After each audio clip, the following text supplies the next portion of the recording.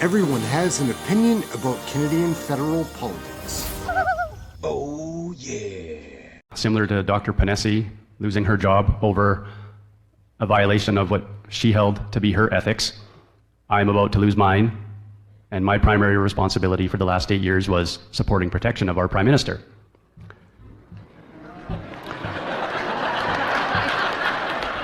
The irony is not lost on me, and probably not lost on him either.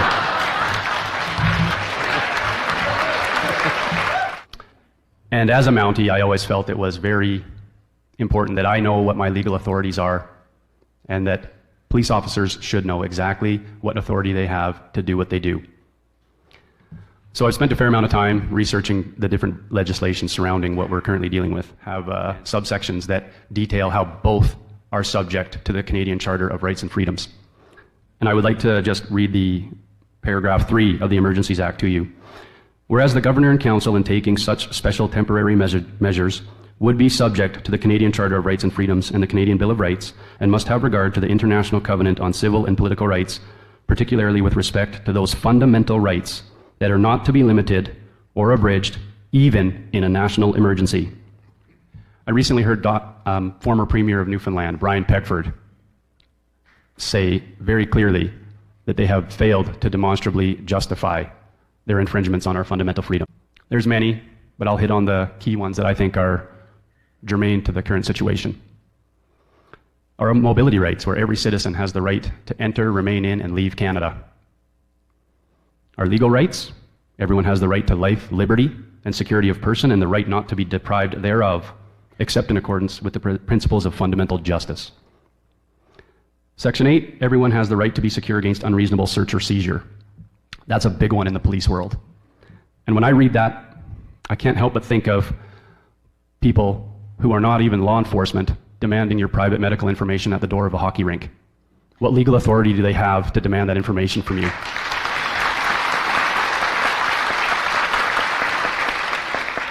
I certainly never had any training or direction in my law enforcement career that indicated to me that I had the right to demand that from someone.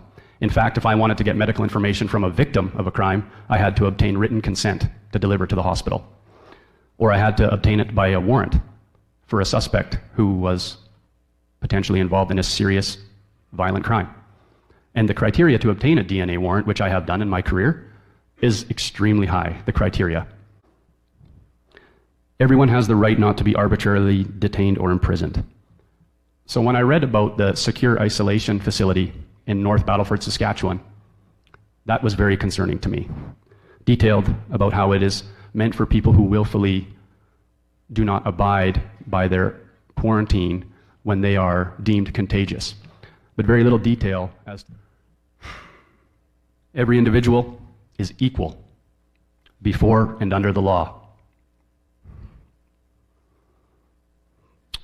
Excuse me.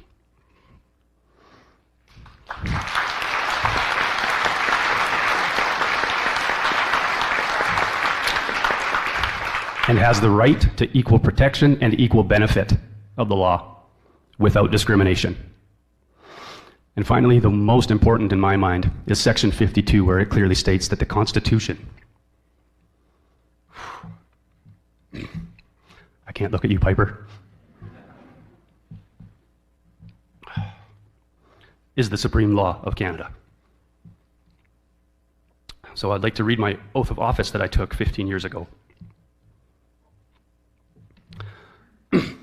I, Daniel Beaufort, solemnly swear that I will faithfully, diligently, and impartially execute and perform the duties required of me as a member of the Royal Canadian Mounted Police, and will well and truly obey and perform all lawful orders and instructions that I receive as such, without fear, favor, or affection of or toward any person, so help me God. I cannot be compliant or complicit with federal policies and provincial regulations that I sincerely believe to be unlawful by every measure. It is certainly not the case that the official narrative has demonstrably justified a gigantic overreach into the fundamental freedoms of every citizen of this country. The RCMP's purpose, if you can read this right off of the RCMP website. From coast to coast to coast, at the community, provincial and territorial and federal levels, we work to prevent crime, enforce the law, We know that the supreme law of this country is the Constitution. We investigate offenses. I can't help but wonder, perhaps offenses of intimidation to our physicians and our scientists, and knowingly withholding life-saving treatment from thousands of Canadians and millions of people globally. We are to keep Canadians and their interests safe and secure. All Canadians, not just a select few. We are to assist Canadians in emergency situations and incidents. So in the context of the pandemic, I've seen us intimidate and arrest Canadians as opposed to assisting them. We've all seen videos. Look at our own history. Other stains on Canada, and the RCMP in particular, things that we have been a part of, carrying out so-called lawful orders. Orders to remove children from their homes to satisfy a government conformity initiative, or the registration and internment of Japanese Canadians during World War II. We're not immune to the stains of history. And I fear we may be repeating past mistakes. In our open letter, under the heading Call to Action to Commissioner Lucky, we have asked her to direct investigators to determine if any criminal acts have been committed in the dissemination of information from federal and provincial health authorities or public figures in positions of trust, thereby putting Canadian lives at risk. To expand on that, I'd like to talk to you about some key points that I recently reviewed from Commissioner Lucky's mandate letter that she received from Minister Goodale. Paragraph 1. The RCMP is responsible to keep Canadians safe and safeguard Canadians' rights and freedoms in an open, inclusive, and democratic society. And it's quoted, "I want to be clear. The Government of Canada recognizes and respects police independence of the RCMP in exercise of police powers in criminal investigations." In paragraph 10, at their best, the RCMP embodies what Canada and Canadians aspire to be: upstanding, loyal, and committed to the pursuit of justice. How can we pursue justice without fully understanding both sides of this argument, with a complete censorship and suppression of one side of this argument? On loyalty, I would say this: we must not confuse dissent with disloyalty. We must remember always that accusation is not proof, and that conviction depends upon evidence and due process of law. We will not walk in fear one of another. We will not be driven by fear into an age of unreason. If we dig deep in our history and doctrine and remember that we are not descended from fearful people, not from people who feared to write, speak, associate, and defend causes that were for the moment unpopular. That's Edward R. Murrow. I feel that we have detracted so far from the values and culture that form the core identity of what it means to be a Canadian. That belief in ourselves that we are a humble, welcoming, fair, and compassionate people. When I reflect on these past months, I even recognize that same failure in myself. We are divided, with both sides angry and fearful of each other, and how much worse this will get.